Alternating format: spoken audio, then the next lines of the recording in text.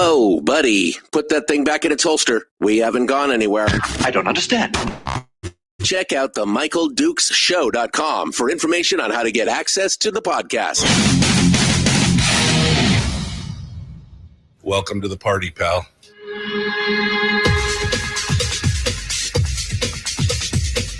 The Michael Dukes Show. The greed and the entitlement is astounding to me. What more could you want from a low-budget radio program? This is a dumpster fire. That was just BS. It is time to get a new perspective. We know just what you need, and we've got just the cure. Open wide and prepare for a steaming hot cup of freedom. I just don't fathom it. The Michael Dukes Show, streaming live across the world. Live around the world on the internet at MichaelDukesShow.com and across the state of Alaska on this, your favorite radio station and or FM translator. Hello, my friends. Welcome to the program. It is the Thursday edition of the Big Radio Show. And we are, wow. I mean, we've been without guests, or we've been with guests for so much of the last 3 or 4 weeks. Today is a unique day. It's just you and me. It's almost like I've forgotten how to do this without somebody to talk to. But I have got a lot of stuff to talk about and say today, and hopefully you're going to participate with me because today we're going to be opening up the phone lines from the very beginning and getting started with your thoughts, primarily on what has taken place and what's transpired here over the last day or so with the latest round of elections. And specifically the elections in all the various communities. We've got more results, preliminary election results from around the state, and a picture is kind of shaping up here. And it's kind of making me scratch my head.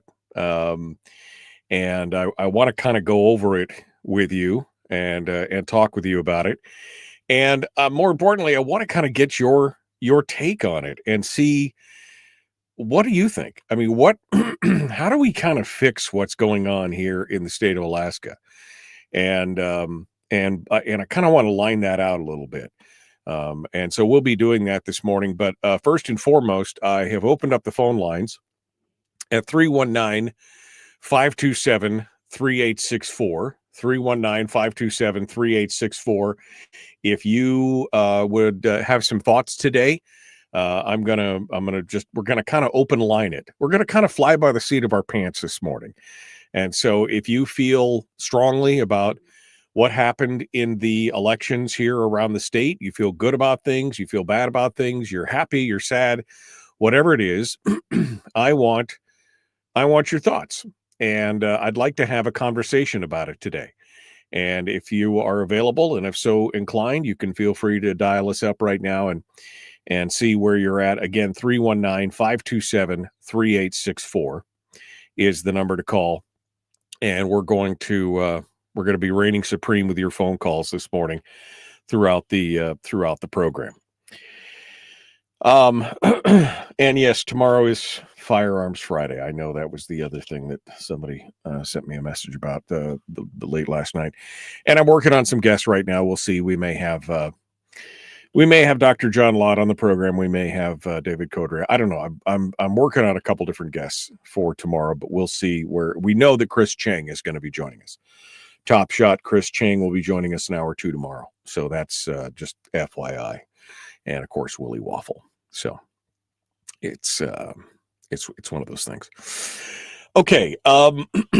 So yesterday, I was up in Soldotna, and one day a week, I travel from my no longer formerly adopted hometown, now my real hometown of Homer.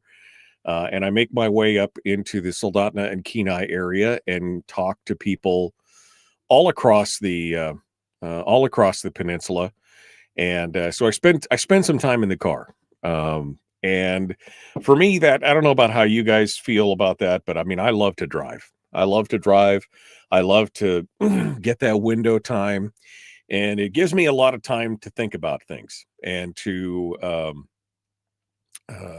consider.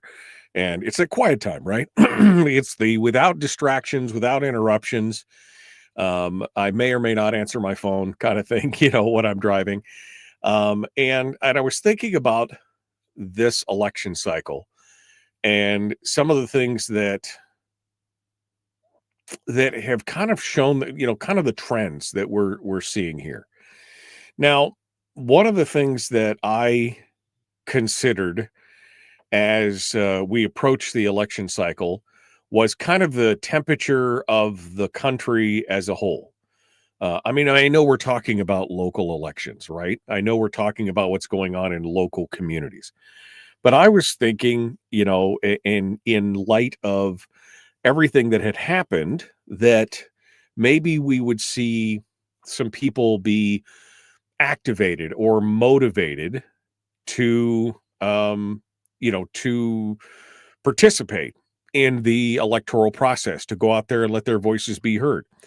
I thought that potentially with the death of Charlie Kirk, with the backlash and the craziness that we saw on social media, with the give and take, that maybe people would be motivated to, take matters into their hands in a positive way, and that they would, and that people would be, again, activated to go out and participate in their community. And so I was a little bit surprised. I was a little bit surprised that the turnouts were not higher than they were. The turnouts for our, local elections down here on the peninsula, I don't have the numbers yet. I don't think that the new numbers came out. I looked yesterday afternoon and I hadn't seen them yet. But I hadn't seen the numbers yet for percentages in the interior. But I know that down here on the peninsula, the overall turnout was about 18.5%, roughly, down here on the peninsula. And I haven't seen some of the other areas as well, but it was pretty low. I did catch the number in the city of Palmer. Now, part of this has to do still, I think, with this slapdash patchwork of different election days. One of the things that I am the most happy about is that down here on the peninsula, Proposition 5 passed, and Proposition 5 would align the local elections, the municipal elections for the borough. It would align them with the statewide elections in November, which is what has happened in the Mat-Su. But even in the Mat-Su, there's some slapdashery going on there as well, because apparently the city of Palmer, even though the borough has aligned all their elections with the statewide date in November, the city of Palmer has not. And one of the interesting things that came back is that the city of Palmer apparently had a 7.18% voter turnout, according to early returns. Early returns show a single-digit turnout. Now, Palmer's not a huge community as well. It's currently the current front runner is the left-leaning former Palmer Mayor Jim Cooper. He is apparently leading. Now, he's only leading by 55 votes, but according to the numbers that the Watchman put up there, that still means that he is leading by something like 65%.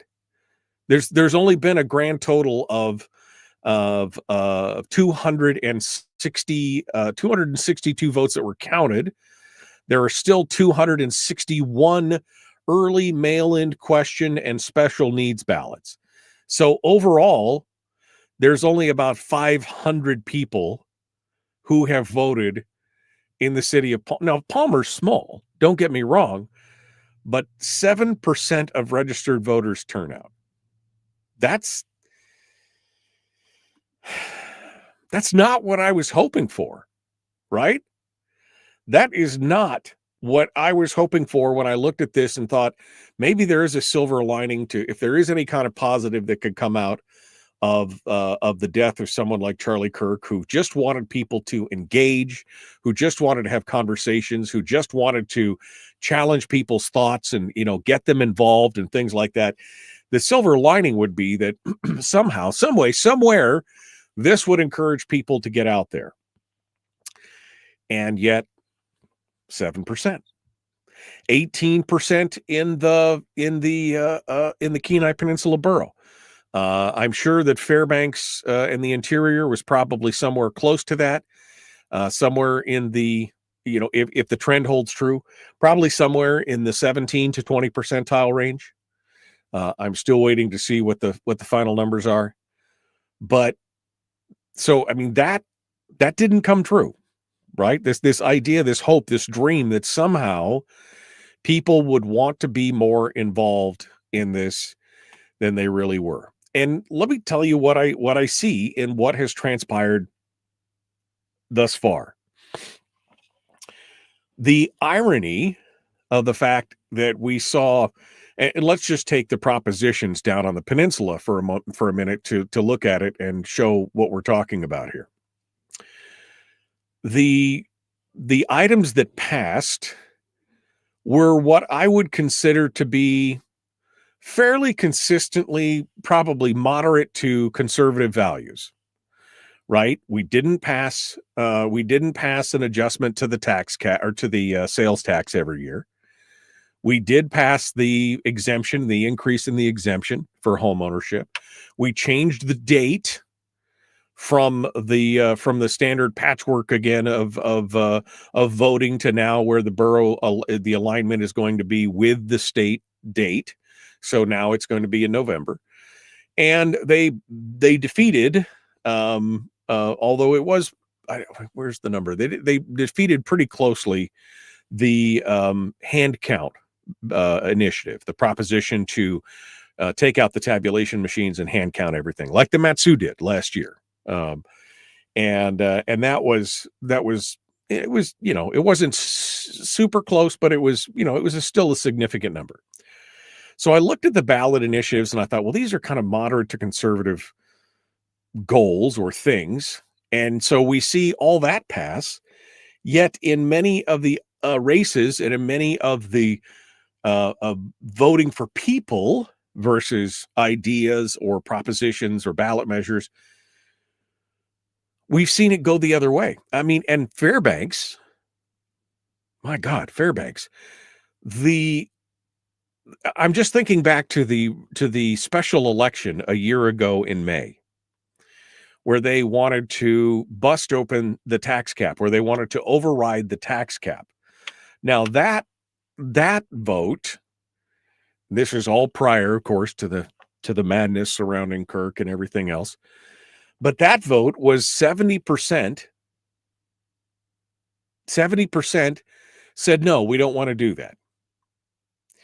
Yet here we are, a brief 18 months later, voting for every big government, larger government spender out there.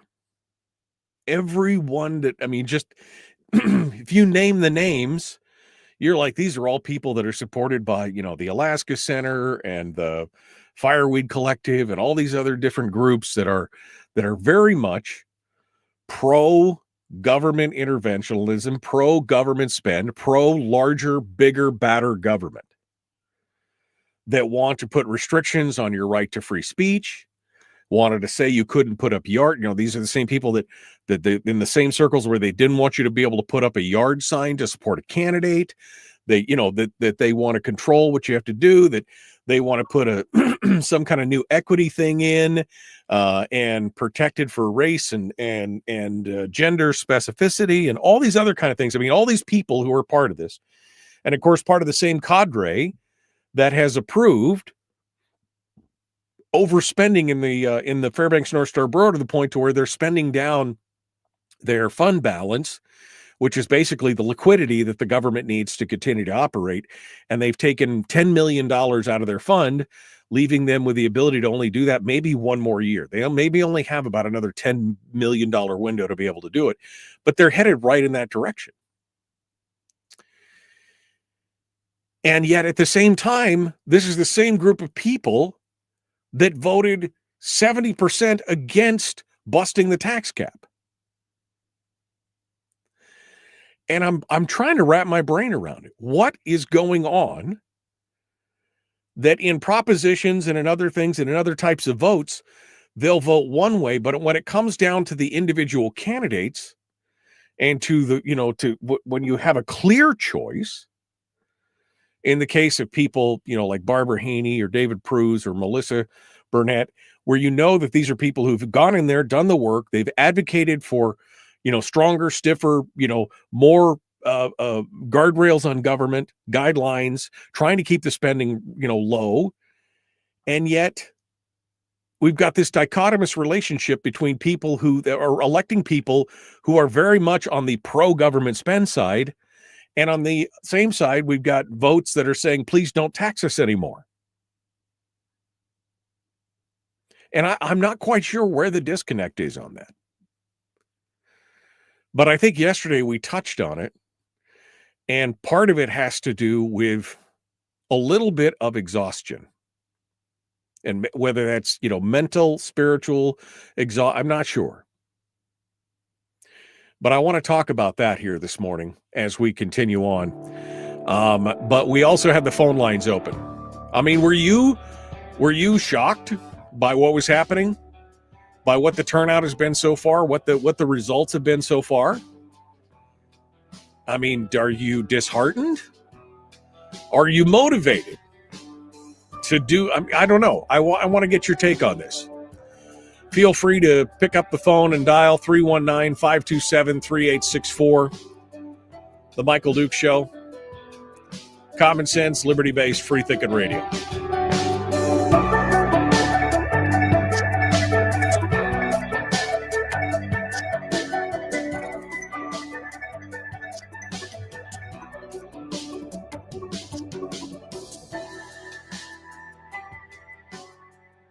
If you missed the show, you can listen to it on your time with Dukes On Demand. Oh, and it's free. Like America used to be. Streaming live every weekday morning on Facebook Live and MichaelDukesShow.com. Okay. All right. Let's go back here to what's going on here. See what you guys have said. Why so few people, says Sunday, why so few people get out and vote? What's your excuse? Well, I don't know. I voted, so I don't really have an excuse as far as that. I don't need an excuse, but I mean, you're not wrong. Where was everybody? Where was everybody yesterday or Tuesday? All right. Good morning.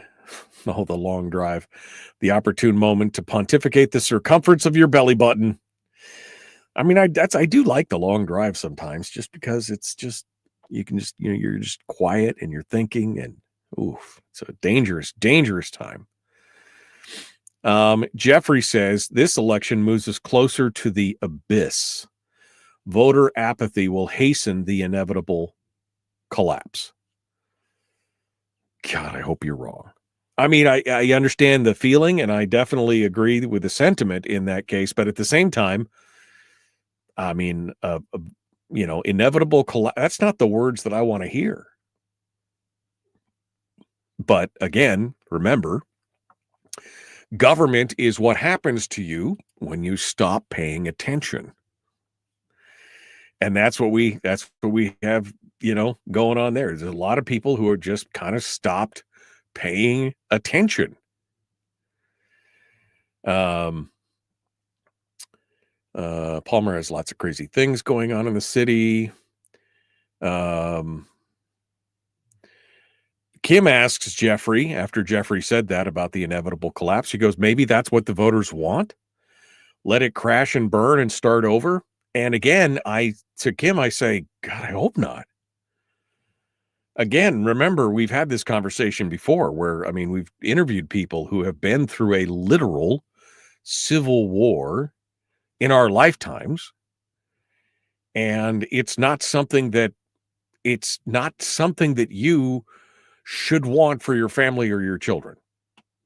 Now, I know that there's the whole thing of God, please, if there's something going to go wrong, let it be in my lifetime so that my children don't. I understand I understand the sentiment behind something like that. But the reality of it is, man, I would not want to live through that. I would not want that to be something that, can't we pull back from the precipice of that? Anthony said, voting day should be a paid holiday and the same day for all of it. Those of us with jobs are contributing to capitalism, so the blue-haired, lefty, gender-confused deviants can continue receiving unemployment, smoking pot, eating Cheetos, and playing video games all day. You know what? You'd think that they would be motivated to get up off mom's couch and go do that, so they can continue to do that. I don't know.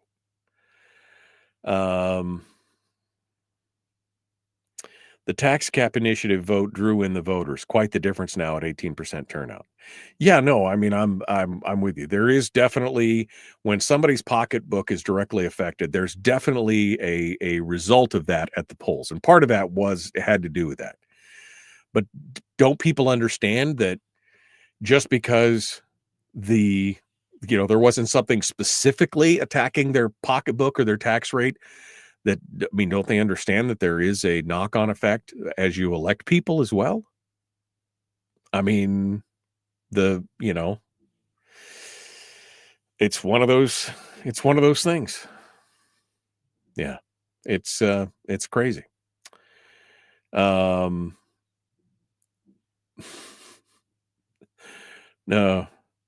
No excuse, says John. No one knew there was a vote, plain and simple. What? John? Really? Nobody knew there was a vote? With all those radio ads and everything else and all the stuff on social media, no one knew there was a vote? That's just people not paying attention. That's what it's about. The Michael Duke Show, proudly splitting the left versus right dichotomy. Yeah, I had to look that word up too. I don't think it means what he thinks it means. Here he is, though.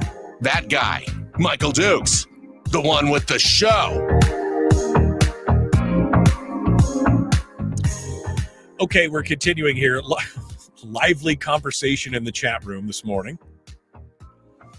A lot of people are not surprised. Some have asked the question of, is this just what people want? People just want it to come apart? They want the inevitable collapse. I mean, God, I hope not. And then John just said, well, no excuse. No one knew there was a vote, plain and simple. And then he follows it up by bacon, which is how it caught my attention. He knows how to catch my attention. John just put bacon in all caps in the thing. But I mean, I don't buy that, John. No excuse. No one knew there was a vote. Now, there are people out there who may be disconnected and who are just not paying attention. And like yesterday when we were talking with Greg Sarber, and he said he had a friend that said, yeah, I'm getting ready to vote. And, and Greg said, well, hey, it's tomorrow. And he goes, no, it's next month. Okay. So there may be a little, but again, if you're not paying attention, I mean, I know in Fairbanks, the airwaves were bathed with advertising because I talk and I can see what's going on in Fairbanks when we're running the show. I can see the ads that are playing in Fairbanks when we're running the show. I know that Fairbanks was bathed in ads. I know we had ads down here on the peninsula. So I know that there was, hey, get out and vote. I know that those ads were going on. So the idea that no one knew that there was a vote is, I think it is an excuse. And I think it's also showing part of the problem here. And we can continue that as well. But let's go over to the phones. We're going to continue our discussions today about elections. but we're also going to take your phone calls and see what you have to say. Larry is on the line, or not Larry. I guess Bonnie is on the line. Let's see what she has to say. Good morning, Bonnie. What are your thoughts? Yes, good morning, Mr. Dukes. How are you? Good. What do you think? What about what's going on? Well, I have heard from many people recently that that their vote does not count. And how do they figure that when we're seeing races that are so close? I mean, the race, I think the closest race right now in Fairbanks is the race for school board there, where Melissa Burnett is only about I don't know, what was it, 75 votes down? I can't remember right off the top of my head here, but she's still within striking distance if things broke her way on the absentee ballots and everything else. But how do they say that when we've seen many races be? I mean, Fairbanks, for God's sake, the race between Bart LeBon and Catherine Dodge was that 5 years ago when they were running for the legislature, and it was decided by one single vote. What makes people think that their vote doesn't count? I don't get it. Well, I'm not sure about the school board one, but the other thing I hear a lot is I rent. What difference does it make to me? And I say, if you don't vote, your rent will go up. But they say, oh, it's got nothing to do with me because I don't own it. I don't own any property here. Yes. But government regulation doesn't affect your life unless you're a property owner? Yeah, that's a lot of, yes, many times I have heard that. Yes. Yes. Yeah. Well, I mean, yeah. Yes, but we have the other problem here too. We have a problem in Fairbanks, Alaska, where we're catered to the people that on the street. And we have the problem there. It's probably not many people will like this, but we cater to them. Well, we got to feed them here. We have to feed them there and take care of the street people. And guess what? A lot of those people they offend over and over and over again. And this is what we have downtown Fairbanks. And have you learned of the new, I just know how it's going to work out. They're going to be a skating rink downtown Fairbanks where they took down the building. Wait a second. Which building are they taking down and building a new skating rink up on? Like they took down the big building, where the Polaris? Yes. Okay, that's all down. But now to me it's I don't get it. Somebody thought it was it's going to be a skating rink there. Yeah. Wait. We've got the Big Dipper. You got the Big Dipper Ice Arena, and you've got the Carlson Center, both of which have big skating rinks, and we need a third one. That's the answer? Yeah, that's the newest. I know somebody said, oh, that's going to be a wonderful thing. I just don't know. I'm very frustrated. I've lived here for years and years. There's many people out there that live here longer than I. But sometimes they just don't get it, because now guess what? We have that ding dong, I'm sorry, new mayor in Fairbanks, North Star Borough.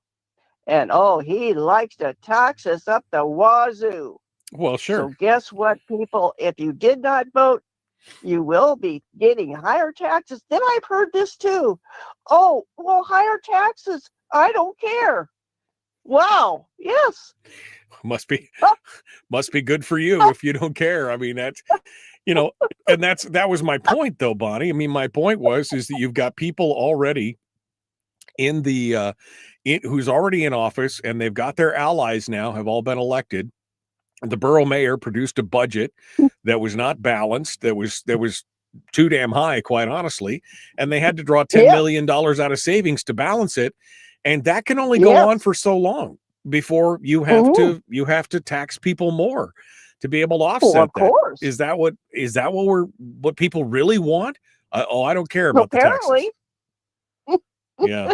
It's very sad. Yeah. It's a sad thing. So I'm sure other people have their opinions, but I have only one. That's just me. But I've been involved for a long time with this political thing, but I have not given up. So maybe somebody else has another word. So you have Yeah. a good day now, Michael Dukes. Goodbye. Thank you, Bonnie. Appreciate you calling in. If you want to sound off, 319-527-3864. 319-527-3864. Anthony in the chat room just said a lot of these government buildings, on account of their excellent maintenance plans, will become skating rinks as well. Once the 45-year-old boiler blows up and the pipes freeze up and bust, you'll be skating around those buildings as well. I mean, we joke about it, but I mean, that's again part and parcel of the problem, where we have a prioritization issue. Again, with a deferred maintenance. I'm not going to get off on a deferred maintenance rant this morning. Okay, I appreciate. I know you guys are trying to push my buttons, but we've already gone down that road a couple times this week. It's only Thursday. We've already gone down that road a couple times. But again, this is part and parcel of the problem. These are people who just want to spend and spend and spend, and now they're talking about. Lisa in the chat room is talking about that all she hears about now is affordable housing, and how the city and the borough are going to build affordable houses. Tell me when the government has ever built anything that was affordable to the private sector.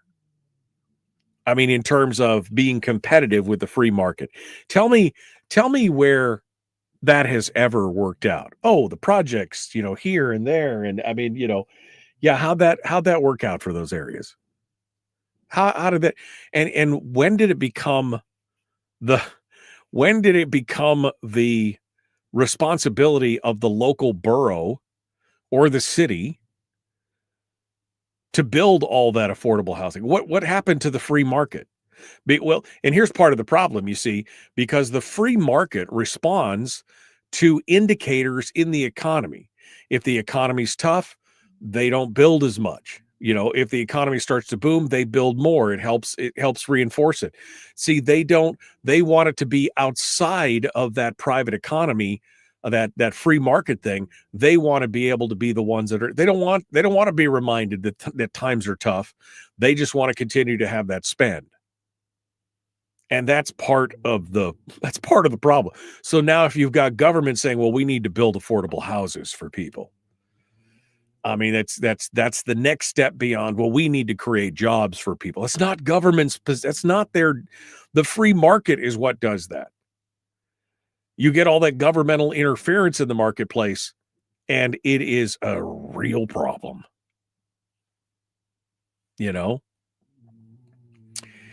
It's shocking. It's astonishing. And so here we have, again, on the propositions and a lot of these other things, we have a lot of these indicators that people, we go back to the presidential election. Okay, in the presidential election, in the whole state, the whole state voted overwhelmingly for Trump. And even communities like Homer and things like that, they voted overwhelmingly for Trump. And yet when it comes time for the local elections, for things that affect them on a day-to-day basis, things that affects their tax base and what they have to pay every year, they just didn't show up. It's a ghost town. It's an absolute ghost town. What happened? And yeah, these people who go around saying, well, I don't care if the taxes go up, or I rent and so it doesn't matter. Those people, they just don't understand that, as a renter, you're paying the property taxes. You're just not receiving any benefit of actually owning the property. The landlord is not paying those taxes out of their side of the kick, out of the goodness of their heart. That's baked into everything. And if the property taxes go up, guess what? When your lease is renewed, your lease is going to go up as well. You're going to pay as part of that.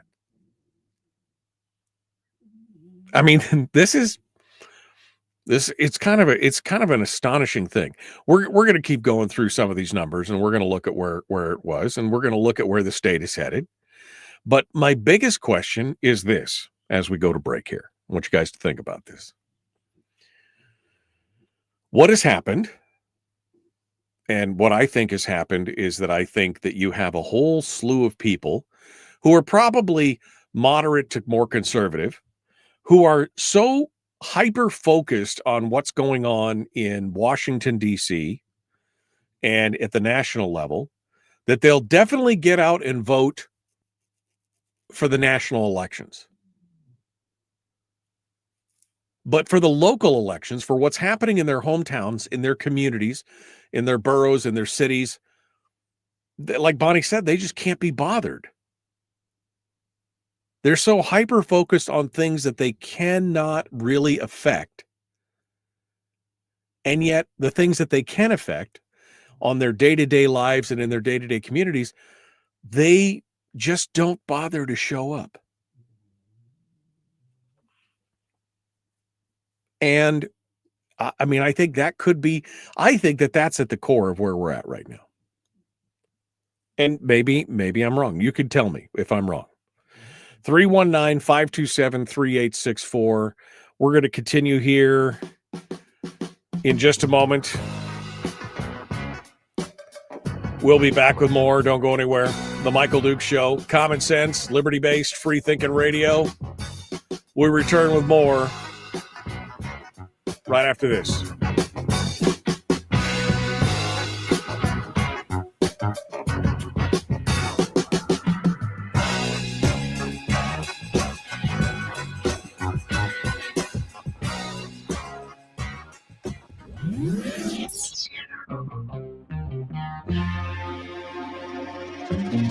Listened to by more staffers in Juneau than any other show because their bosses told them to.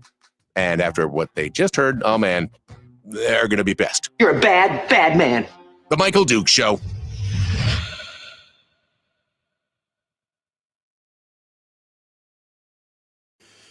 Okay, back in the chat room. And Harold and I, again, we can agree on some things. He says government doesn't belong in the home building industry. I agree with that. But then he said the free market, not sure about that. The market would pay slave wages. Well, you're part of the free market, Harold. You're self-employed. That's all part of the free market. Are you paying slave wages to yourself or to your employees? No? I mean, that's a cop-out. That's a, oh, well, the market would pay slave. No, the market pays what the market pays. And if somebody doesn't get good enough pay from one person in the market, they'll go to somebody else. That's the supply and demand side of it. I mean, it's so weird. For the one time you talk about, you trumpet and triumph about being self-employed and how you're making your own destiny and everything else. And the next thing you know, you're banging about how capitalism is just going to enslave everybody. I don't quite understand where you're coming from on that. Anthony says only voting in national elections is like religiously taking your car to the mechanic for an oil change and a radiator flush while ignoring the screaming brakes and the black smoke coming from the exhaust. Yeah. No, I mean, that's exactly it. It's only part of the equation. That's only part of the equation. I'm going backwards here to see what else you guys have been saying.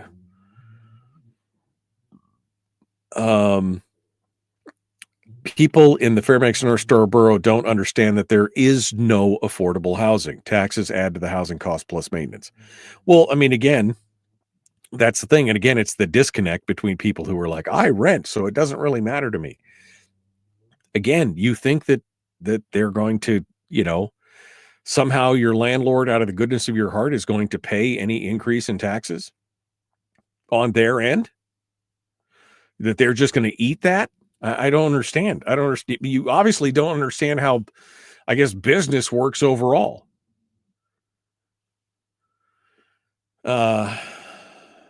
Let's see. Good morning. Richie says no one knew about the elections. No one knew. The flyers in the mailbox, the signs all over. Unless you're living in naked and afraid land, it would be a cognitive disconnect. And I agree with that. I mean, again, it's only because you're really not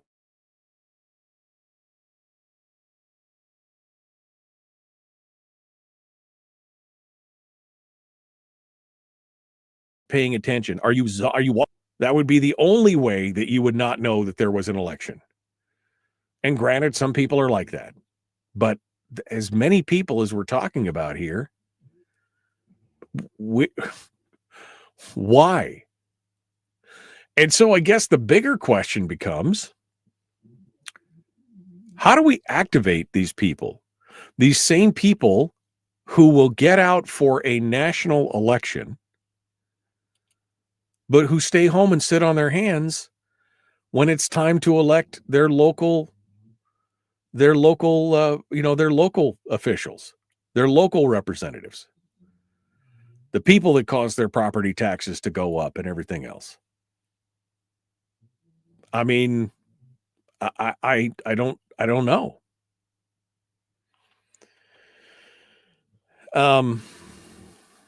Richie said, seems like people make the mistake of absorbing the national noise and rhetoric with politics, then by default become disenfranchised with the local offices, which are the ones that do impact them directly and are the ones where the vote matters. That's exactly what I'm saying.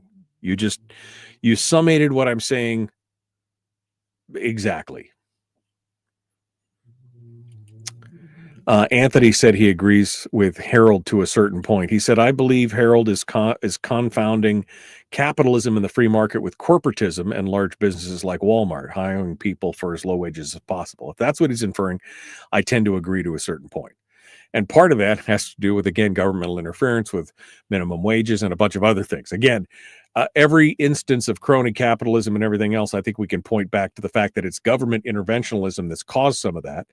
And if it was truly a free market, we wouldn't have some of those issues. But I do agree with that component of it. Cronyism is also alive and well. Corporate cronyism is in the deal. Yeah, the state can always resort to rent controls, says Brian, to prevent landlords from passing on tax increases to tenants because those rent controls work so very spectacularly. Oh man, it's crazy. All right, we're going to continue here, and we'll continue on. I mean, if you want to, I'd love to hear if you want to share your frustrations or you want to talk about what you think is the right way to fix this. I'd love to hear what you guys have to say. 319-527-3864. 319-527-3864. We're going to continue on here. The Michael Duke Show, common sense, liberty-based, free-thinking radio. Let's get to this thing. Here we go.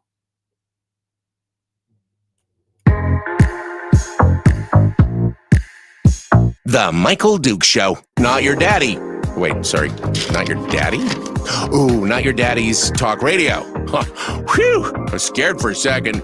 Thought we were going down. Here's Michael Dukes and the show.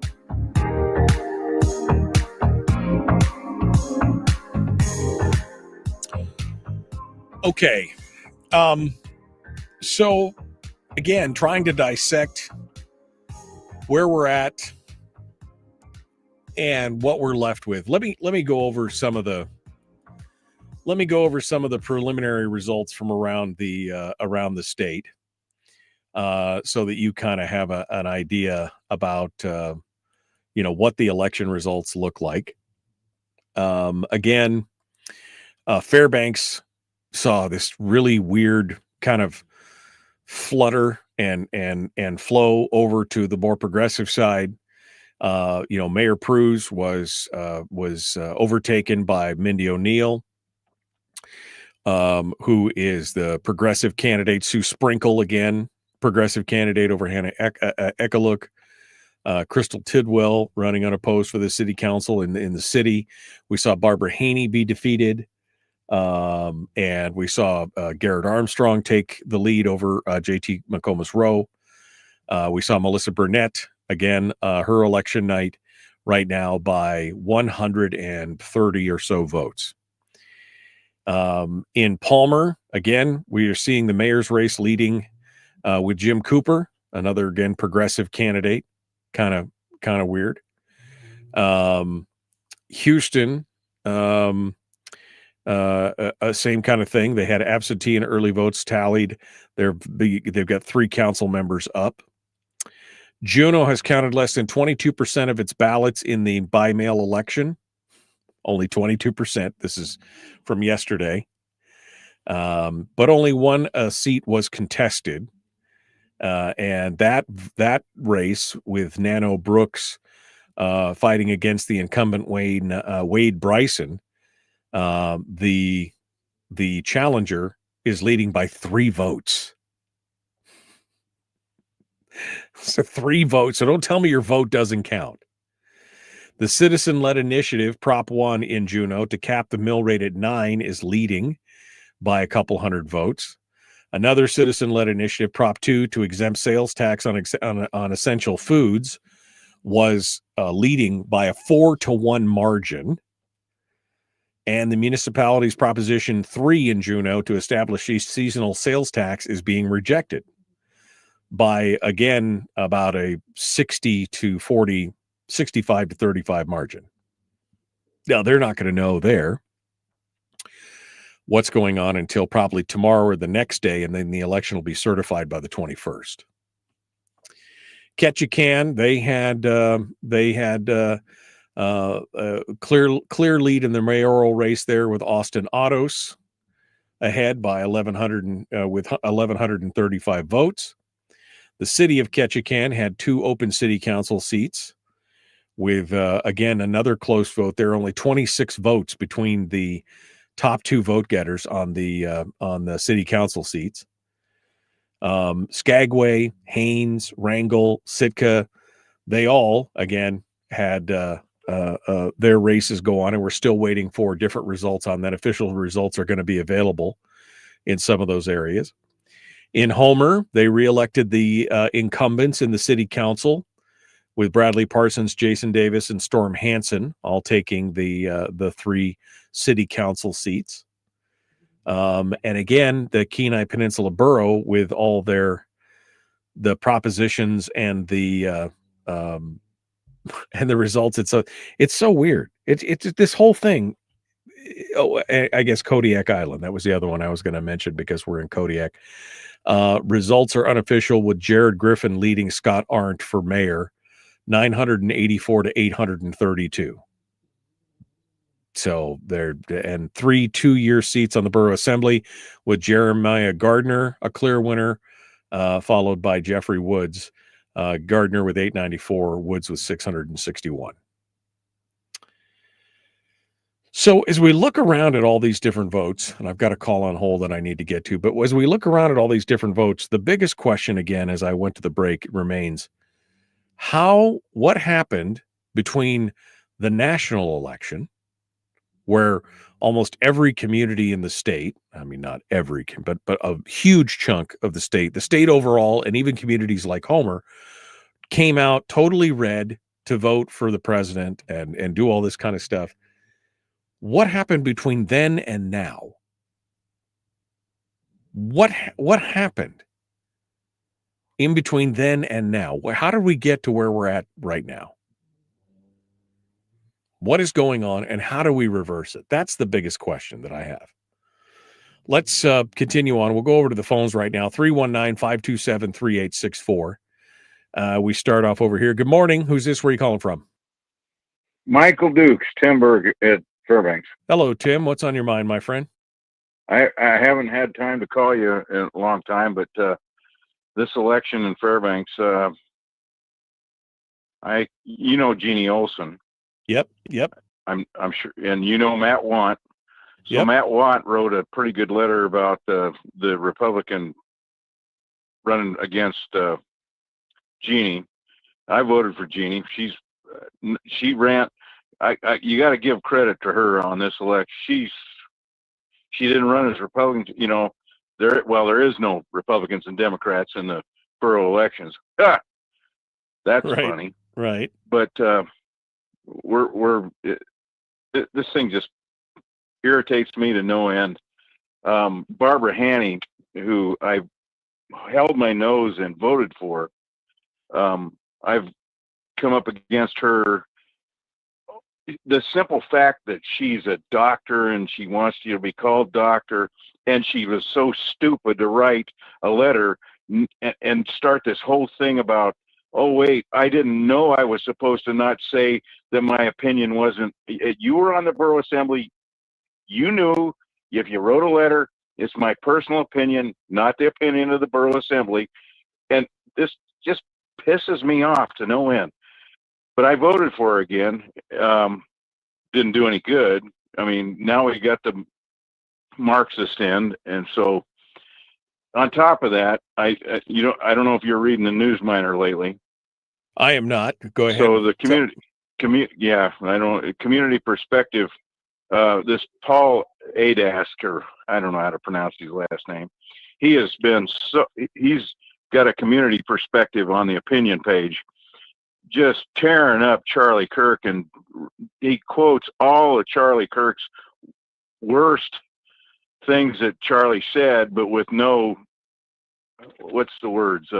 Context. No context. Yes. Right. And so, at the end of it, he says, so we can see Charlie Kirk was a white supremacist and a Christian nationalist. He used his massive audience to terrorize and silence those he disagreed with. Through his podcast and his prove me wrong style of publicity bullying college students, he sought to. This guy never watched one of his videos. No, I mean, apparently he's never sat through 8 minutes of video to get the full context of what was going on. Charlie Kirk was the Charlie Kirk. He was bullied he came on and they bullied the hell out of him, and he'd listen to them and then say, okay, I don't know what's going on in Fairbanks. I guess I'm going to have to move down. You got a room open? I'm moving in with you. Well, I mean, I don't know. I don't know where you want to move. That's the problem. We look at what's going on around here.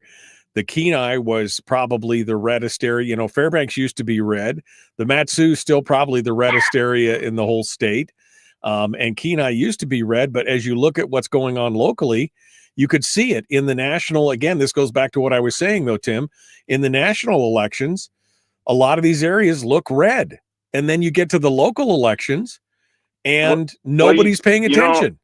I've been listening to you for a long time. I remember when you were doing your afternoon show, and I was still working out at Eielson as a Fed, and we were driving home, and you had Mark Begich on. Maybe I don't know if you remember this, but I was on my way home from one of these government shutdowns and a furlough, and you had him on, and boy, geez, did I give him a piece of my mind.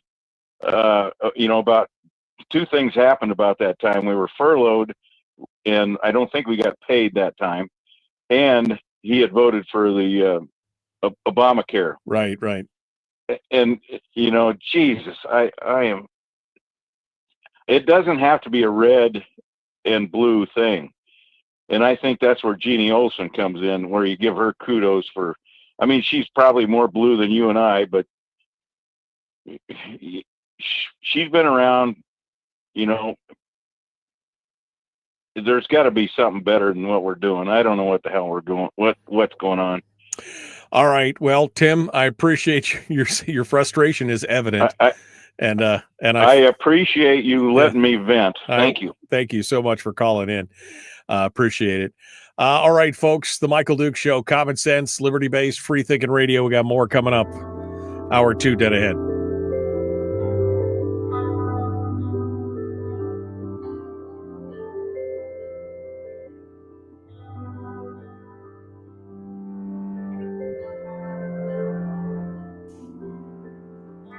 And maybe he's feeling it, right?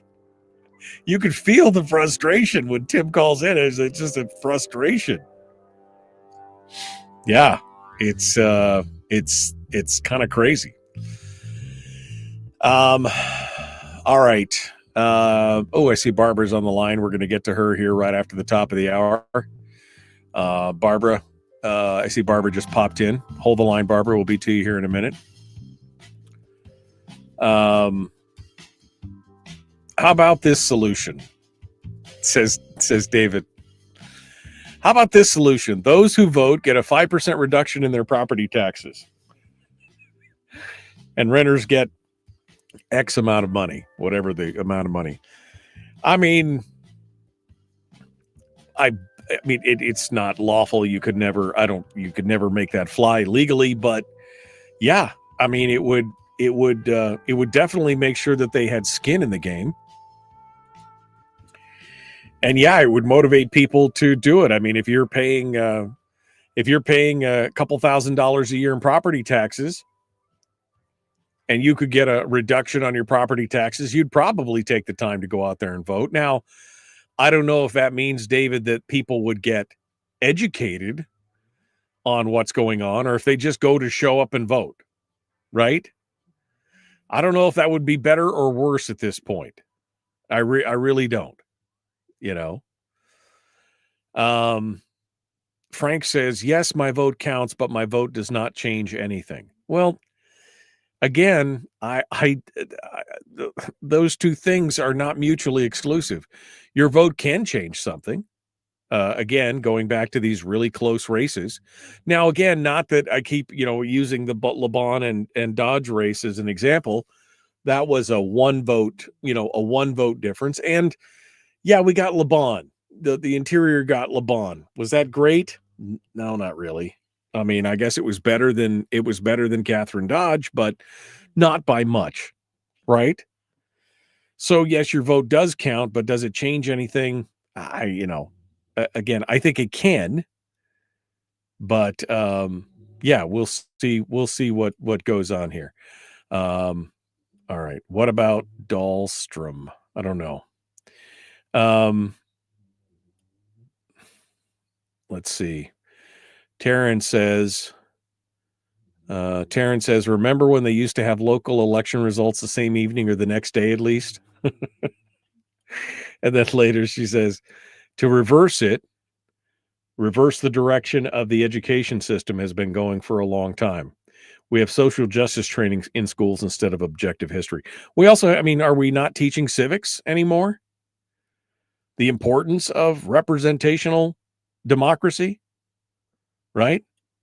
That's,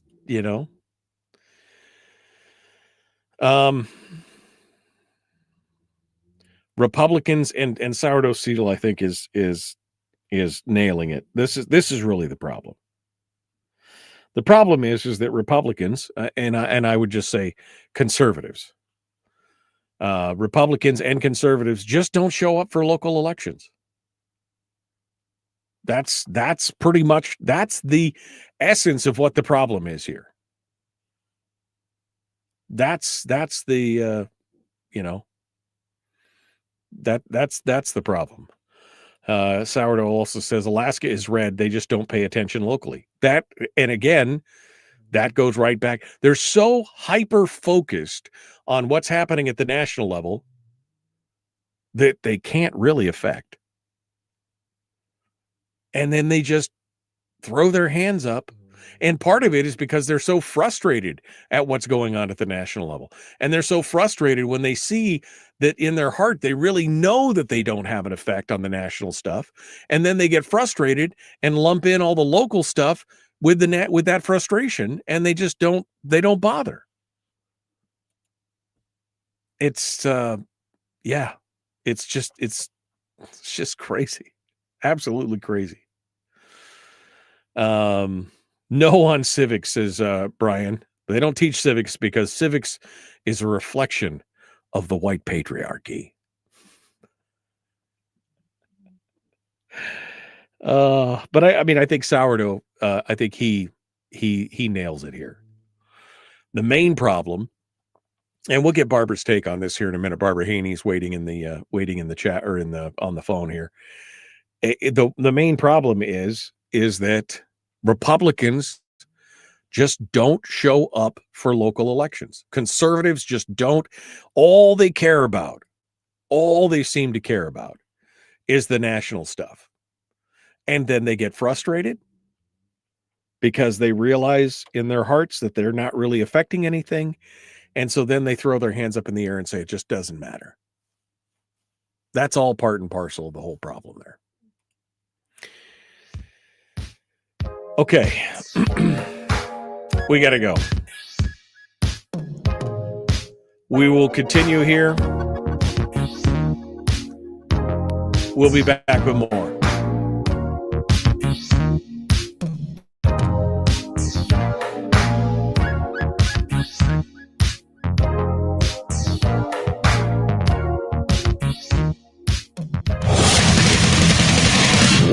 buddy, put that thing back in its holster. We haven't gone anywhere.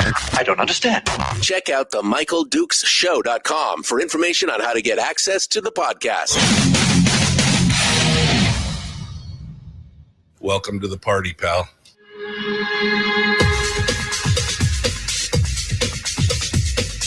The Michael Dukes Show. The greed and the entitlement is astounding to me. What more could you want from a low-budget radio program? This is a dumpster fire. That was just BS. It is time to get a new perspective. We know just what you need, and we've got just the cure. Open wide and prepare for a steaming hot cup of freedom. I just don't fathom it. The Michael Dukes Show, streaming live across the world. Live around the world on the internet at michaeldukeshow.com and across the state of Alaska on this your favorite radio station and/or FM translator. Hello, good morning, my friends. Sorry for the abrupt end of the show in the last hour. We got talking with Tim there, and I lost track of the time. It's again, I'm still trying to wrap my brain around everything that's going on here. But I think Sourdough Steel has distilled my thoughts down to the bare essence of what's going on here. He's in the chat room, and he's made several comments that I think are basically summating what I've been saying. Conservatives don't show up for local elections. He said Republicans, I'm saying conservatives, but he's right. He goes on to say Alaska is red. They just don't pay attention locally. He's also right. He went on to say, my old man is like, do you know this random obscure White House employee? He knows the name of the random obscure White House employee. Meanwhile, he can't tell me who's running for his borough district seat. That's the thing. That's where we're at. And I think that's part of the problem, is that we are so hyper-focused on everything that's happening at the national level. And we can tell you about all the random employees. But we also realize in our heart of hearts that we can't do anything about it. That are, what we're doing at that, we can't really affect it. So we're frustrated, and we allow that frustration to trickle down, and we're focused on that national stuff to the exclusion of all else. I mean, that's what I'm seeing. Barbara Haney's on the line though. And she's going to give us her perspective as an elected official who went through all this and who's now on the on the downhill end of this deal. Let's see what Barbara has to say. Good morning, Barbara. Hi. Look, I have a lot of thoughts on voter turnout, and that's not why I called in. Okay. All right. Well, tell me why you called. I want to thank your last caller there for voting for me, even if he felt he had to hold his nose. But it occurred to me listening to him that he really had no idea what my case was about in the court system. And I think it's important that people understand what that case was really about. What that case was about was whether or not a local government entity has the right to control what is in the newspaper, what they print. That is the issue here. We are a second-class general law borough. There's no way that the local government has any ability to enforce what the newspaper prints, what they choose to print or not print. And that really is the issue involved in this. Because when you get down and you take a look at the ethics rules that they passed, that was in connection with the uniform rules. The uniform rules govern the conduct in a legislative setting, but they do not apply to articles, and op-eds that people write. If you take a look, for example, at the state legislature, legislators write letters all the time, but they don't have to say my opinion as a private citizen or anything like that. Okay? Right. Well, historically, even the legislature understands that the uniform rules don't apply to the print media. Well, and historically, there's been plenty of assembly members in the past who have written articles many times who didn't have to specifically state that this is just my opinion and not that of the assemblies. This was this was a witch hunt, Barbara. I mean, this is, there's no two ways about it. But for some reason, people think what I'm appealing, they don't understand the basis of my appeal, apparently. And, I really haven't talked a lot about it in the public sphere because it's a court case, it still is open in litigation. Right. So I don't want to get too far into the weeds, but I did want to correct the record on what that case is really about. And if this North Star Borough Assembly can regulate something like that, compelled speech, then they can regulate what pronouns you use and social media posts, and we're going to go down a very slippery slope. So what I'm really fighting here is something that's really very important. And while I understand that a lot of people don't understand what I'm fighting, it's not what people think I'm fighting. I mean, Right. Mr. Berg's analysis or understanding of what I'm fighting appears to lack a lot of detail. But Right. I don't want to be critical. I thank him for his support and his vote, even though it wasn't what he wanted to do. Right. When it gets to voter turnout, though, last time we had this kind of off-cycle election was 2021. And so I would encourage people, take a comparison there. 2021, what happened? And then look at what happened this year. It's those off-cycle elections that catch people off guard. When I was first putting out my signs, I actually had people, what are you doing? We've got another year before the election. I said, no, the election's this November. No, it's not. I'd have to go to the borough webpage and show them that this is when the election is. It's coming up. Right. It's 3 months from now. Oh, when there's an election? Yeah. A lot of people don't understand that these elections are every year. And so they get thrown off.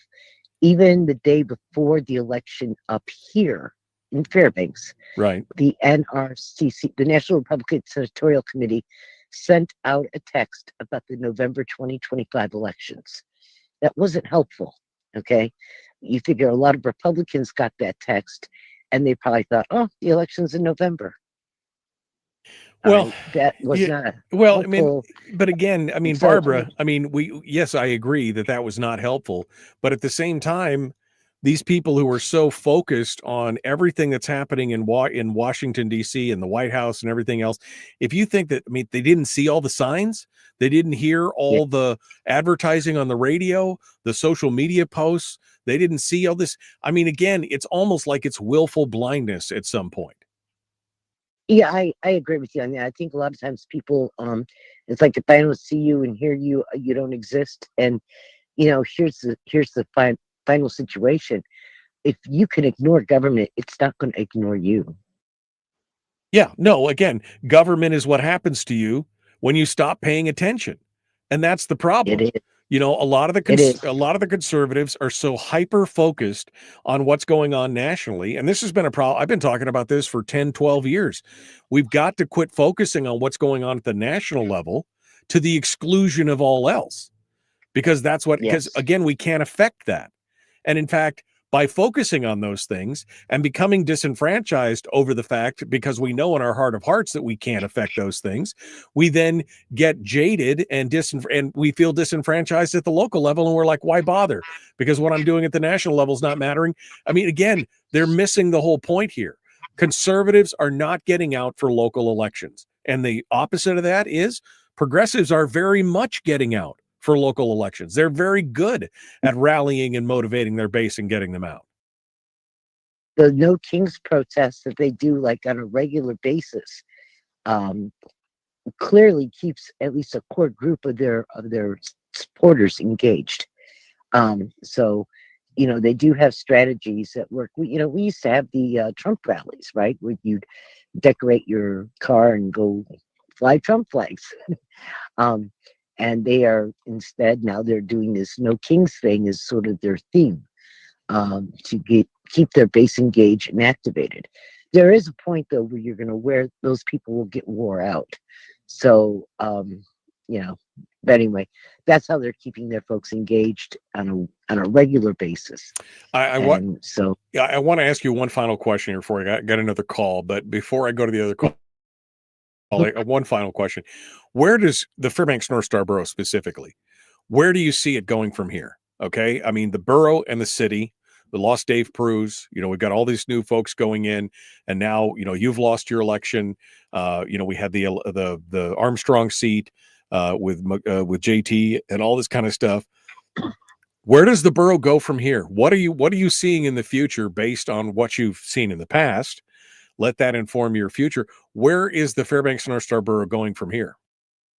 Well, in 2020, if I can use the past as a predictor, 2021, we had an off-cycle election, and that's when a group of progressives kind of swooped in and took over.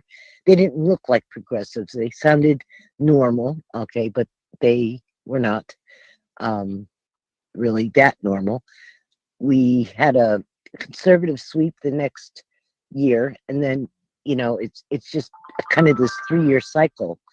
And I think if people get active, next year we have an opportunity to take 3 seats, okay, at least at the borough level. And so probably starting in February, we need to really be engaged and looking at that. In addition, we've got the legislative races, and we're going to have a governor's race, and all good stuff, but all very, it's going to be some work.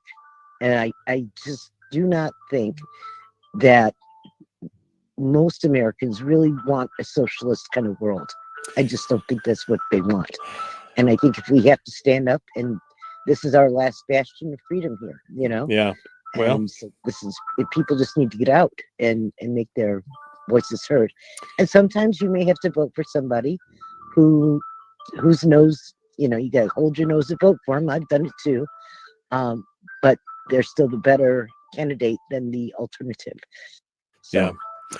All right. I think if we put in the work, we can come back. Well, we've got If to we get don't. Yeah, well, we've got to get focused on the local elections. That's the bottom line. We've got to get focused on what's happening locally. I mean, it's great if you know what's happening nationally, but since you can't really affect it, that is the big problem, is getting focused on that to the exclusion of all else. And I think that's part of what we're seeing here in all these local elections around the state.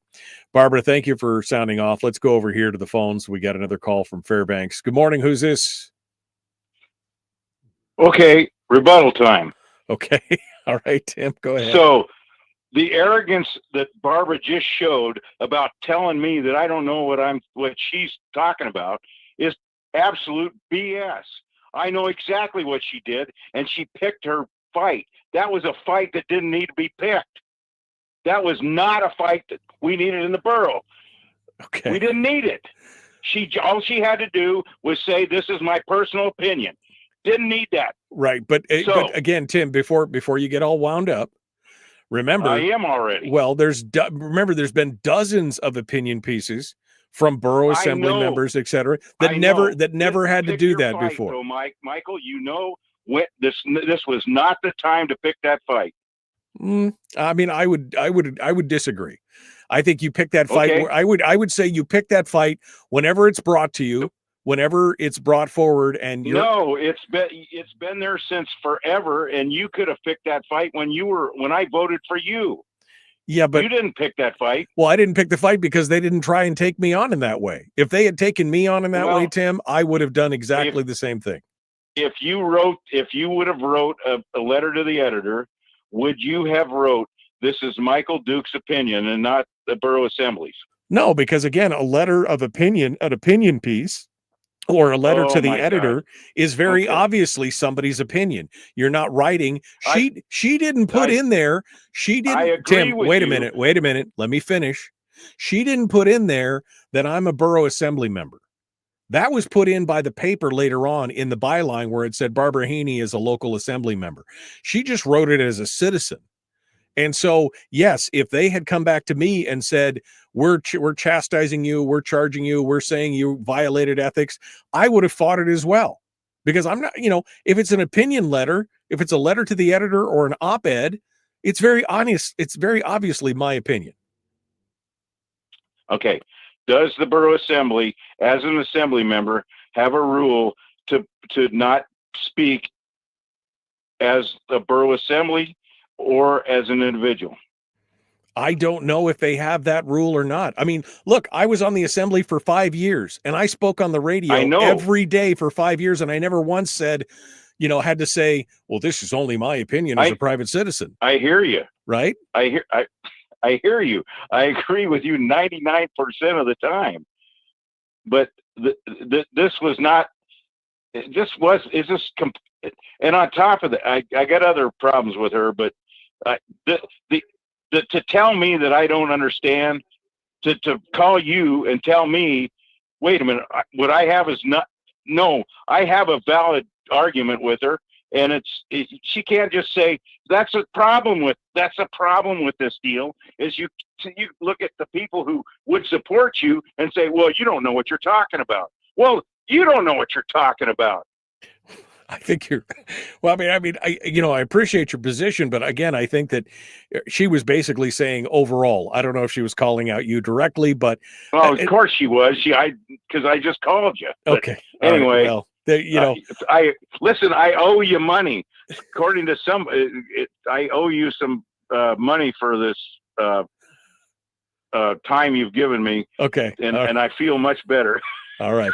Yeah, somebody said you owe me $25 for your psychiatric copay there. Yeah, yeah, exactly. Michael Duke's therapy session. That's exactly it. All right, Okay. Tim. Thanks very much. Appreciate your call. No, I'll be honest with you. If they had done the same thing to me, I would have done exactly what Barbara did.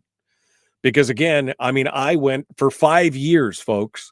I served on the borough assembly, and at the same time, on a daily or weekly basis, I talked about what was going on in the assembly and what I thought about it. And never once did I have to say, well, this is just my position, not the position of the whole assembly. Right? This was a witch hunt. We know it was a witch hunt. We know what it was. And Barbara stood up, and I'm glad she did. If you're mad about it because this was not the right time to pick a fight or do what, I can understand. But at the same time, I would have not done anything any differently, because if they attack your ability to have that free speech, and that's the problem. They can't muzzle you in that regard. But, and remember, Savannah Fletcher, she got dinged shortly thereafter, after she had again attacked Barbara on this. She got dinged for the same thing, which heretofore would never have really been a problem before, on her own radio ads that they were doing. So again, this is, I would have done the same thing, I guess is what I'm saying. All right. We're going to take a break. We're going to be back with more here in a moment. If you want to yell at me, feel free. 319-527-3864. 319-527-3864. We'll continue the Michael Duke Show. Common sense, liberty-based, free-thinking radio. Back with more after this.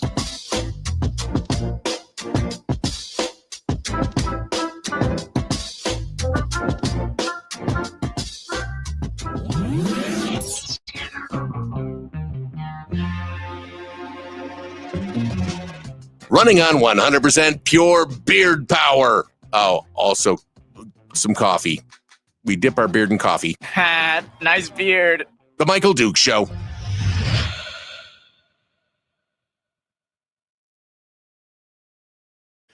Okay. I'm going through here some of your comments. There is a knock-on effect. David's talking about a knock-on effect in the chat room. He said, when good people like Barbara Haney lose elections, other good people tend not to run. Why should they? And I agree that there is a component of that. And quite honestly, that was also part of the reason why they attacked Barbara on this free speech issue. Right? Look, Barbara and I don't agree on everything. I think that there's been some bad calls over the years. But I'm not going to agree with anybody all the time except for myself, right? But he's right. But it's not just about losing elections. Again, if they can, put baby in the corner, so to speak, over the whole free speech thing, why would anybody want to get up there and be put under that, put under that microscope or be put through that hell? It's crazy. It's crazy. Let's see here.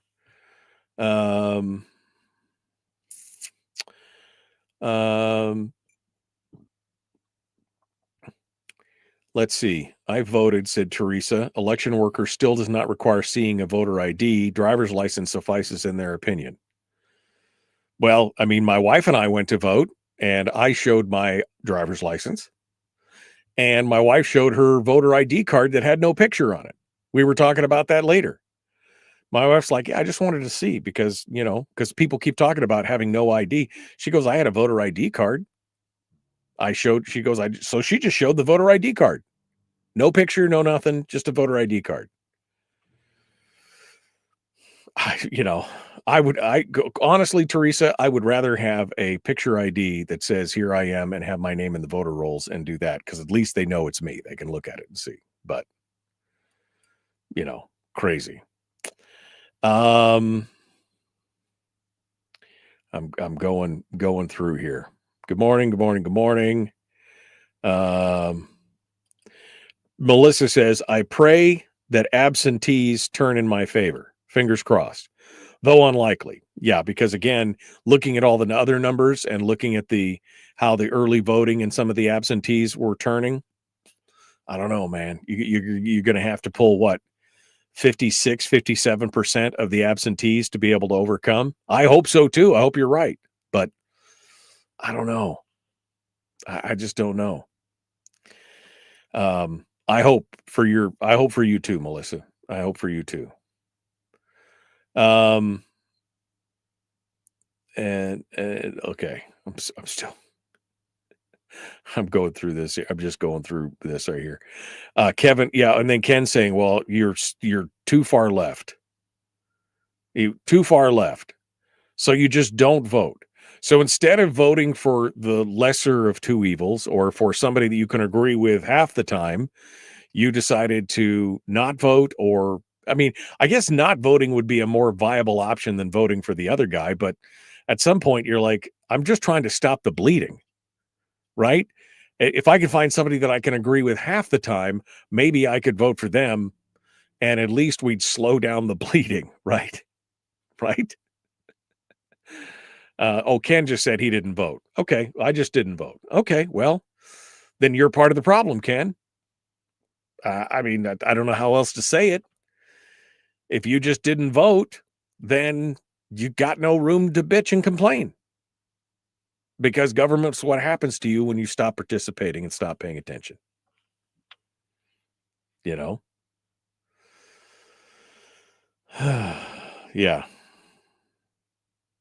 Yeah, it's crazy. John just said, actually, I'm going to bring John's comment back. I'll bring John's comment back here in a minute here.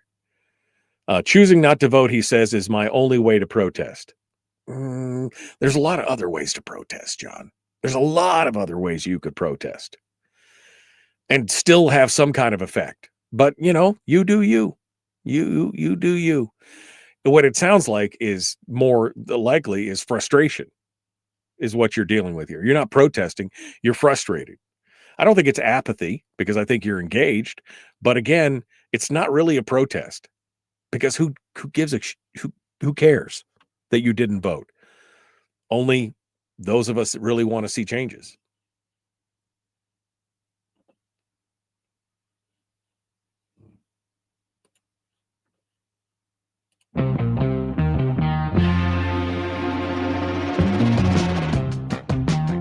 The Michael Duke Show. Seriously humorous with a pinch of intellect. Sorry. That is humorous. Here's Michael Dukes. Okay, welcome back to the program. We are continuing the Michael Duke Show. We're talking about elections. It's been a lively time in the old chat room. People saying they didn't vote as a form of protest, which to me is ridiculous. I mean, that's not a thing. But I think John in the chat room says, he says, he's agreeing with Barbara on part of this. And I think part of this will be solved as we start to see more and more across the state. There's more alignment where we're bringing all the elections into one day. He said, Barbara kind of fortifies my sentiment of not many knew. He said, I wore my I voted sticker, was on 3 different job sites, was in Home Depot and Lowe's, ate lunch out. Hardly anyone that talked to him had any idea it was election day. He said, "Yep, off-year elections are definitely a downfall and a loss for more conservatives or liberal-leaning folks." I mean, I think the liberals, though, the progressives, are much better at getting their base out, and so that their base knows. But yeah, I think that is, that is part of the problem, is the off-year elections. I would agree with that. Let's continue on with your phone calls, though. Here, I'm way far behind in the chat room comments and everything, so let's just go over to the phones and we'll continue on with discussions. Let's see who this is. Good morning. Who is this? Where are you calling from? Hey, good morning, Michael. This is Melissa in Fairbanks. Hello, Melissa. What's on your mind? Well, there was an email addressed to me yesterday, and it was from the executive director of the Alaska Democratic Party. And I'll just read the first sentence to you. Says, "We did it last night. Right-wing extremist former Fairbanks City Mayor David Pruz was unseated by Mindy O'Neill in the election of Fairbanks City Mayor." So this was kind of interesting, this email, because it was addressed to me. However, I don't live in the city, so I don't vote on the mayor. And second of all, I've never been registered as a Democratic voter, a Democrat voter. And third of all, it was not sent to my email address. It was sent to my husband's email. Okay. And that's never been my email address. So I thought it was interesting that I received an email in my husband's email address, and from a party that I wasn't ever affiliated with. So just kind of out of the blue. Out of the blue. You're not just odd. Yeah, just odd. Well, but I think it's also telling, because David Pruz, I've known David for years. I like him. He's a nice guy. And I agree with him about 60% of the time. The idea that somehow that David Pruz is some kind of right-wing radical, or however you phrase that in that first sentence, is just, again, very telling as to how they're framing the argument around here. David Pruz is a moderate conservative. I mean, he's right there on the verge between moderate and conservative, in my opinion. Again, super nice guy. I think he's been a good mayor. I think he's done some good things. But again, the fact that they basically are painting anybody outside of their group as, again, this radical right-wing extremist, I think was one of the words he used. I mean, that they would say that just goes to show exactly the direction that they're going to be taking Fairbanks and the North Star Borough in the future. You could, exactly. This is exactly where things are going to be going. Again, I'm not surprised that you got the email, although, because I get emails like that quite frequently. Sometimes I sign up for them, sometimes I don't, simply because I want to know what the other side is thinking and, get their perspective on things. But it's interesting that you didn't sign up for it and you still got it out of the blue like that. But again, and it wasn't even my email address. Yeah. Well, you may have been blind CC'd or something. I don't know who would have, I don't know who would have sent it to you, but again, it's an interesting snapshot into what the thought process is on something like that when they're accusing somebody like David Pruz of being a right-wing extremist, which again he would not even make the top 10 as far as local people in that regard, in my opinion. So interesting, to say the least. But again, it also makes me very concerned about where Fairbanks could be going as a community. Well, higher taxes and fewer kids in the schools. No, I think that's probably going to be almost a guaranteed. You're going to see higher taxes, probably in the city and in the borough. And you're right. I think you'll see more kids will probably leave the system if they're going to continue to try and double down on where they were going. And now that they're looking like Melissa's probably out, she's a moderate. She's probably the only, conservative, moderate / conservative on the board, or anybody with even some conservative tendencies. I think we're going to see a full return to where they were before, which was shut up and give us our money, and we're going to do it the way we're going to do it. And you're not going to see any of the innovation that she's been talking about and working on as president. And so I think you'll see a drop in enrollment as well in the schools. I think it's just going to be exacerbated. And maybe, Melissa, maybe that's what we need to embrace. Maybe we need to embrace the acceleration to the fall. I don't know. Yep, maybe. All right. Well, thank you for your call, Melissa. Appreciate you calling in and being part of it today. Thank you for sounding off. That leaves the phone lines open. 319-527-3864. 319-527-3864. If you want to sound up. Yeah, no, David Pruse being a far right extremist. No. But again, it shows you the framing, right? This is the framing, and this goes back to the whole Charlie Kirk thing of the Nazis and the fascists and all this kind of stuff. This is all part and parcel of their framing. But it also shows you where they're going to be going. I think out of the mouth speaks the heart, quite honestly. Out of the mouth speaks the heart. And if they're going to frame somebody else as far right extremist or whatever else, I mean, I think that they're going to show their far less extremism. I think is going to be on full display here in the near future. But let's go back to what I was saying here before we take any more phone calls. I mean, you guys are again welcome to call in 319-527-3864. Here's where we're at. And I think here's what's happened. I think again, Sourdough Steel in the chat room, I think nailed it. Here's what it looks like. Conservatives, Republicans, moderate to conservative people on whatever spectrum, I don't have to label them, so to speak. They're not showing up for local elections. And this has been going on for a long time. I saw the same thing happening down here in the Kenai before I moved down here. I saw some of that same stuff happening in the Mat-Su, one of the reddest areas, most conservative areas of the state. I saw it happen in Fairbanks, where the areas are red overall, as shown by national elections and things like that. But these people are so sucked up into the drama and the bread and circuses that is the national level politics, that they have just given up or stopped paying it. One of the two. They've either just stopped paying attention or they've given up on affecting anything locally. And part of that could be that they focused on the national stuff to the exclusion of all else.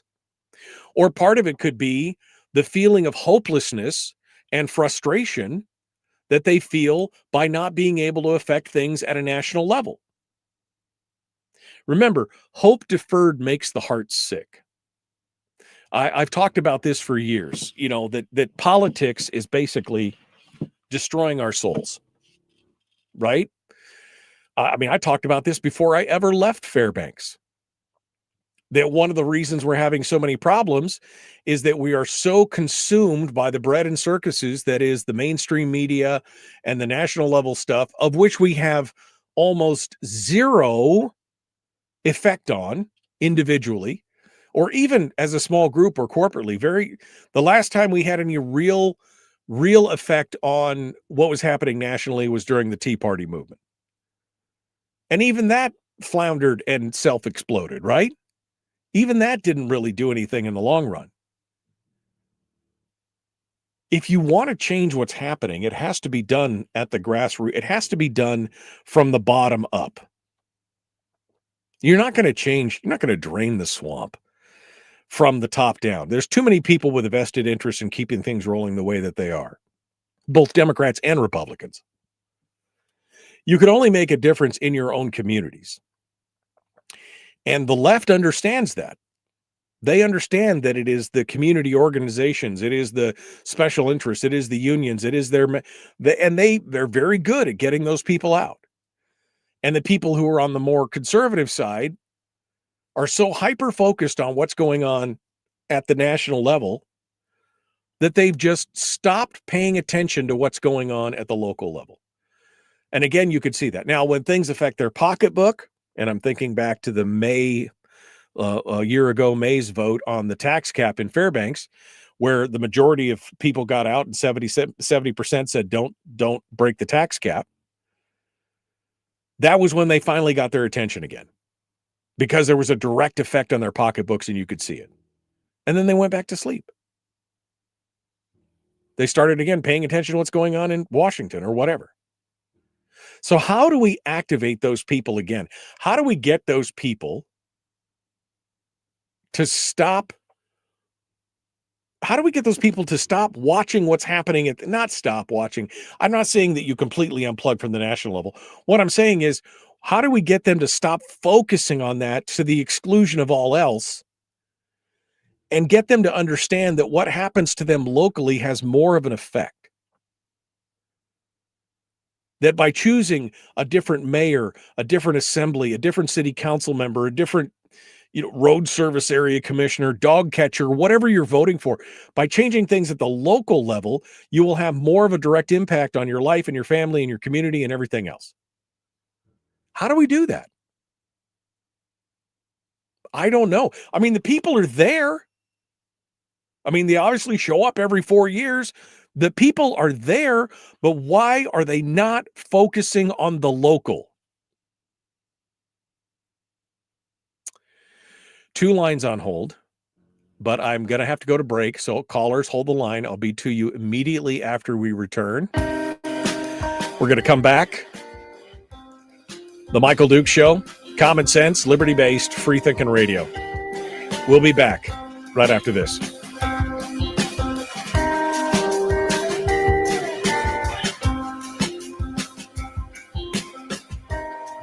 We're broadcasting live through a series of tubes, allowing all of these entities to provide streaming stuff going on the internet. Well, it's kind of hard to explain. Sorry.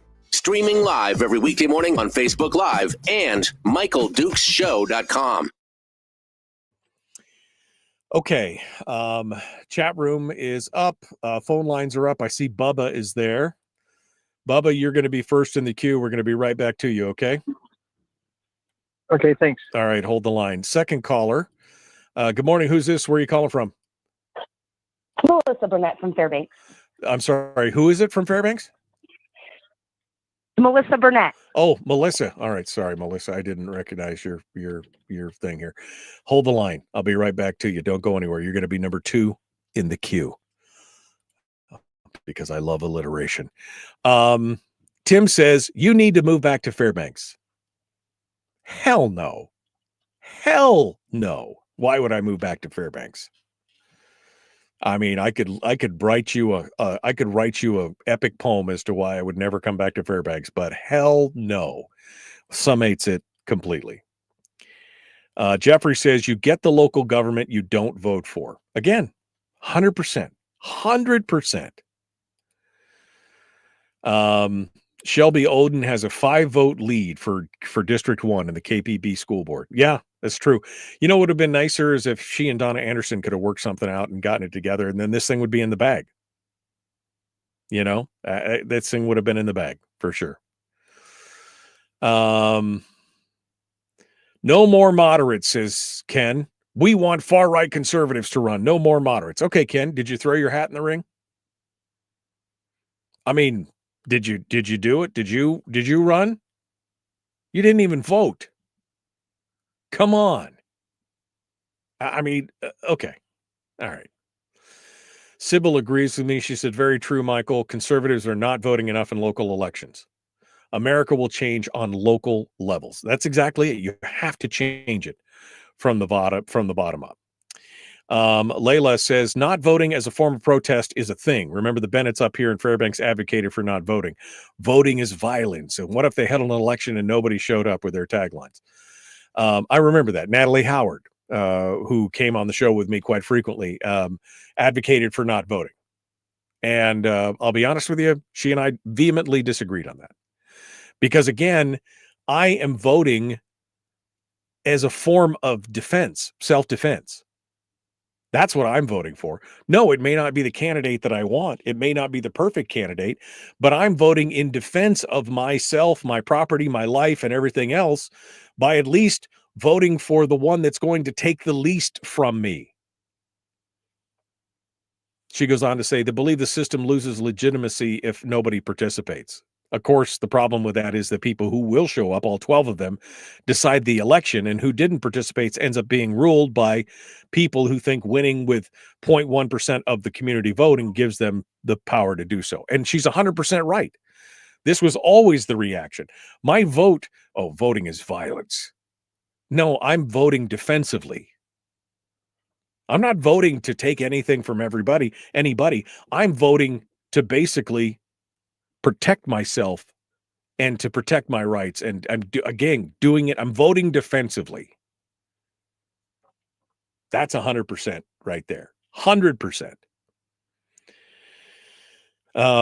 Corey says loss of local radio and TV also affects lack of local information getting out to the community. Well, good, thank God you're listening to this show, Corey, although you're listening on YouTube, probably not the radio. But I mean, that's why we're here, right? One of the few local radio talk shows left in the interior. And right, they've lost the local TV. So people are not, Sourdough says Fairbanks is still definitely red. They just assume as long as they like the doofus in Washington, and he does, he's whatever, that everything is hunky-dory in the world. And to some extent, you're not wrong. I mean, yeah. Dave says anyone not 3 steps left of center is a right-wing extremist from the position that the progressives are pushing. And you're right. You're 100% too there on that. But see, it's all about framing. That's how they're framing it. If you don't agree with them, then you're obviously an extremist. And that's how they continue to push the fear and everything else. It's crazy. Brian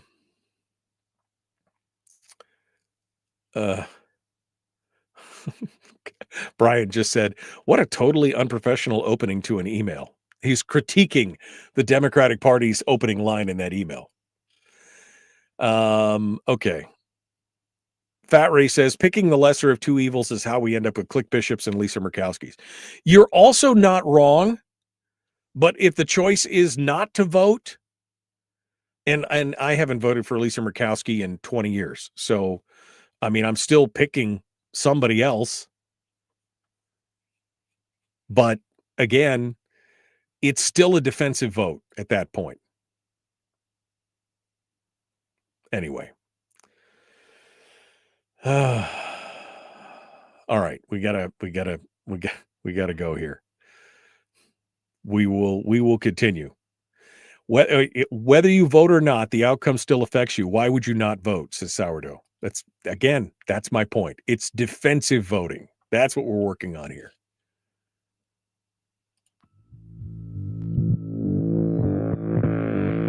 Public enema number 1. Oh, wait, sorry. Public enemy number 1, which makes more sense. On the other hand, he's a little bit of a pain in the Michael Duke Show. All right, let's get back to the phones because I have open lines and I got calls coming out the wazoo. We're going to start off with Bubba, who's in North Pole. Bubba, what's on your mind, my friend? Morning, Michael. Just experience from the 80s back in the formerly red city of Anchorage. I didn't know what caucuses were, community caucuses, until my organizer in my community in Anchorage said, hey, come out to the caucuses and see how this thing works, which I did. And he had got other people going. We had 9 places in our caucus. We had more than that could have come. But all we had to do was have 5 votes, voting the way we wanted to vote. And the organizer said, you know what? This is the way what we're trying to push. This is our platform. And it took 5 of the 9 people to send 1 representative to the district. And if you did that in all the communities, which they did, we call that the moral majority, they really organized Anchorage and Anchorage, Eagle River and so forth. Right. Community because councils. It was right at grassroots. Yeah. That's where my eyes are open. Yeah. No, it is the grassroots. That's how you get it.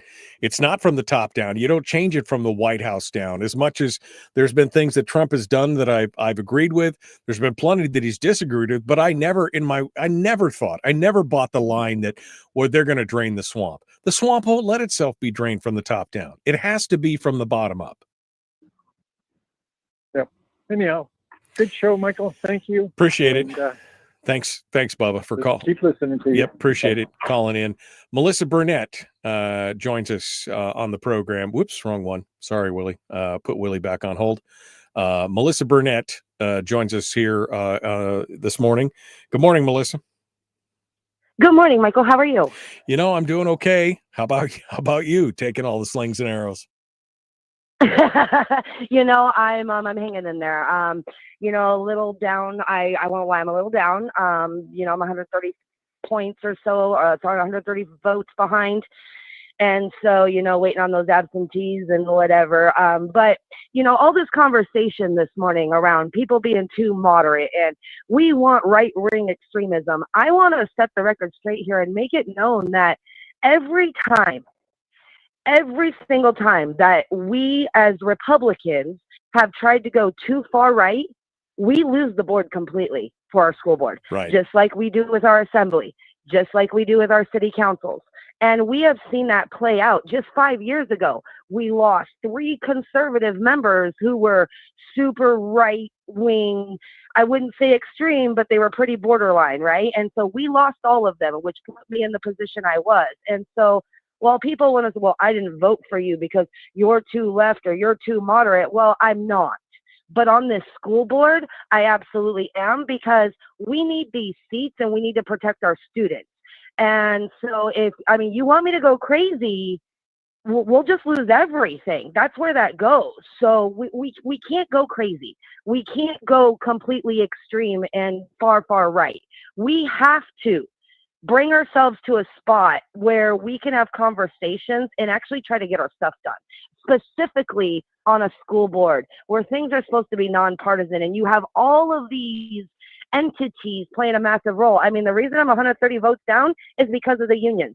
That is a union factor right there. Those guys went and knocked every single door in this town because of a vote that I made. That is the power of them. So, I mean, and that wasn't even an extreme vote. No, and look, I mean, we've seen this. How we got here was incrementalism. It was not all in one fell swoop. It took a little bit. And quite honestly, you know, I would be satisfied to see boards and assemblies and city councils that were balanced with, you know, both sides, because then we know at least both sides are being served in the community, and you can have that debate. It's when you get, and it tends to be more on the progressive side, you get these full swings that go back to where there's only, I mean, when I was on the assembly, there was one of me for a while, and then Lance Roberts got in there, and there was 2 of us, but that was it. When I started on the assembly, it was pretty balanced, you know, and by the time we left, it was kind of crazy what was happening, and it really hasn't changed much since. We keep swinging the pendulum back and forth. We need to find that middle ground where we can have both progressives and conservatives on the same board, duking it out in the arena of ideas and serving both their constituencies. I mean, would I love to see a full board of more conservative, smaller government people? Sure. Do I think that that's sustainable, long lasting, based on the fact that half the community is not conservative and smaller government? No, I don't think it is. That's why you need that balance. Yeah, I absolutely agree. And what we have at risk now is that balance, right? Like, had I been on the other side of this, I mean, we'd be sitting with a board that'll be 3-3 in a swing this year. But now possibly this board's going to look like it just has in the past. And so nothing is going to get accomplished. Things are just going to be the way they were. My opponent's going to come in and spend all the money that I just saved. So it's, well, yeah, didn't your opponent say that? I mean, one of the things you did was privatizing the janitorial for a savings of $3 million, and wasn't one of her campaign promises to go back and rehire all those people when you guys are in a budget crisis? I mean, how is that going to work? How that's going to work is you're going to see classrooms skyrocket. That's exactly how that's going to work. So she made these promises. She gets on this board next week. Well, there you go. And class sizes are going to see 3 and 4 in a classroom. The deficits are going to go back up. I mean, that's where we go from here, where we no longer have level-headedness, and that sucks. Yeah.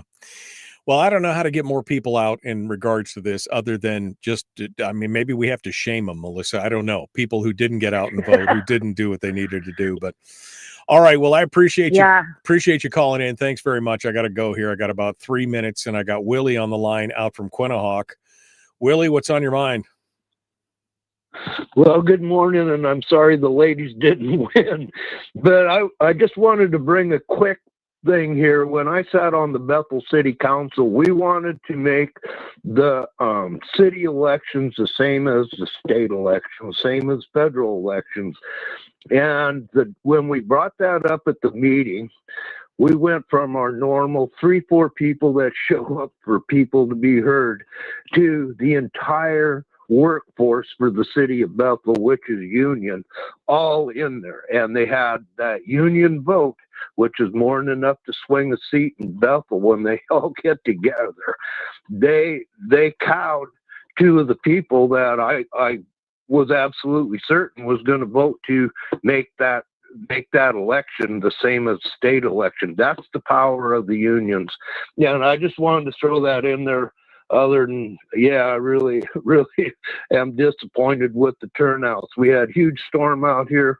Bethel only could find 3 people to fill 4 open council seats, and they had a write-in. And so it only took 1 vote in Bethel to get elected to the city council for 4 seats. That's the state of Western Alaska. Thank you, and I'll turn you loose. Well, wait a second, but Willie, real quick. Are you saying that the unions got up there and they said they didn't want to change the dates because why? They'd lose a free paid day off or what?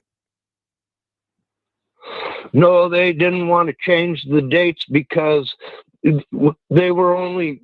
Our normal rate in Bethel is somewhere between 18 and 21% show up for a state election, like the next governor election will be. Right. But you show up with less than 10% of the voters show up for a city election. They like those low numbers so that the union itself is going to control who puts who on the council. With a super low voter turnout. And that's why they fight to keep it that way. Right. So they wanted to keep it so that it is a low voter turnout so they have a better chance of controlling the outcome. Okay, I get it. All right, Willie. Well, thank you so much for your call. Thank you for sounding off from Quinnahock today. I appreciate it. Folks, that does it for me today. We're out of time. I guess here's my final thoughts as we wrap things up. You need to go out to your friends and ask them, did you participate in this last election? You need to start asking questions. Did you vote? No? But you're the guys that talk about all the stuff that's happening nationally and everything. Shouldn't you go out and vote? Shouldn't we get out and have these things be done? That's the problem. Getting the conservatives and the small government people off the national bandwagon and get them fixed locally. That's what we need to be paying attention to. Tomorrow's Firearms Friday. We got to go. Be kind, love one another, live well. We'll see you tomorrow.